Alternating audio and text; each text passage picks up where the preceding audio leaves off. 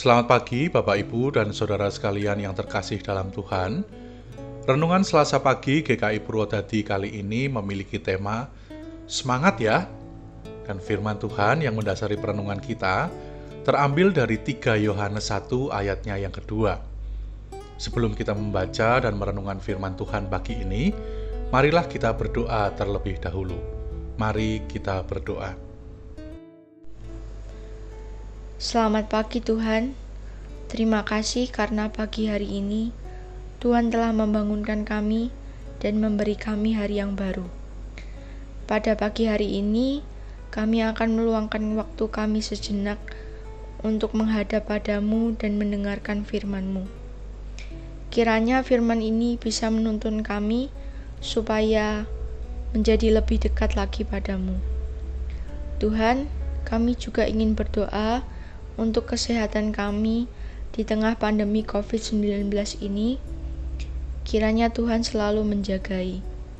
Dan juga untuk teman-teman kami atau mungkin diri kami sendiri yang sekarang sedang sakit, kiranya Tuhan memulihkan kami. Juga untuk teman-teman kami yang sekarang mungkin sudah pulih dan sembuh, kiranya Tuhan tetap mengingatkan mereka supaya tetap bersyukur atas perlindungan dan kasih-Mu. Terima kasih Tuhan, dalam nama Yesus Kristus kami berdoa. Amin. 3 Yohanes 1 ayat 2. Saudaraku yang kekasih, aku berdoa, semoga engkau baik-baik dan sehat-sehat saja dalam segala sesuatu, sama seperti jiwamu baik-baik saja. Belakangan ini, kita sering sekali mendengar pemberitaan yang kurang menyenangkan tentang keadaan di sekitar kita, tentang angka COVID yang meningkat, tentang perubahan zona merah di wilayah tempat kita tinggal, tentang rumah sakit yang penuh, sehingga pasien harus antri, tentang tetangga kita atau saudara-saudara kita yang terpapar, dan juga tentang berita kedukaan di tengah pandemi COVID-19. Siapa yang tidak sedih? Saya rasa setiap kita pasti merasa prihatin dan sedih ketika mendengarkan berita-berita yang tidak menyenangkan.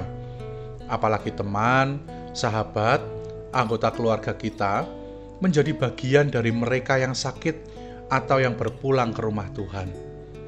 Rasa-rasanya hati kita seketika itu juga mengalami kesusahan yang besar. Karena sejatinya tidak ada yang menginginkan mengalami sakit dan kedukaan. Tetapi nampaknya hal itu tidak bisa kita tolak dan tidak bisa kita hindari ketika semuanya itu datang menghampiri kita. Yang bisa kita lakukan adalah berdoa, berusaha mencegah, berusaha mengobati, dan menjalani semuanya dengan lapang dada. Karena kemarahan dan air mata tidak bisa merubah apa-apa. Penulis surat Yohanes bukanlah tokoh dalam Alkitab yang tidak mengalami kesusahan. Dia membutuhkan bantuan moral untuk dapat terus melakukan pelayanannya, membutuhkan tumpangan, dan dirinya juga mendapatkan fitnahan dan penolakan yang dilakukan oleh Diotrefes. Akan tetapi dirinya tidak hanya berpikir tentang kesusahannya sendiri. Dia tetap konsisten menjadi seorang pembimbing bagi jemaat-jemaat Kristen yang dikenalnya dan menjadi penyemangat serta pemerhati. Firman Tuhan yang kita baca hari ini adalah sebuah bagian dari suratnya yang diberikan kepada Gaius, salah seorang jemaat Kristen yang berhasil menjaga iman percayanya kepada Yesus Kristus dan tetap mau berbuat baik meskipun Diotrefes juga mengancam akan mengucilkan jemaat-jemaat Kristen di sana.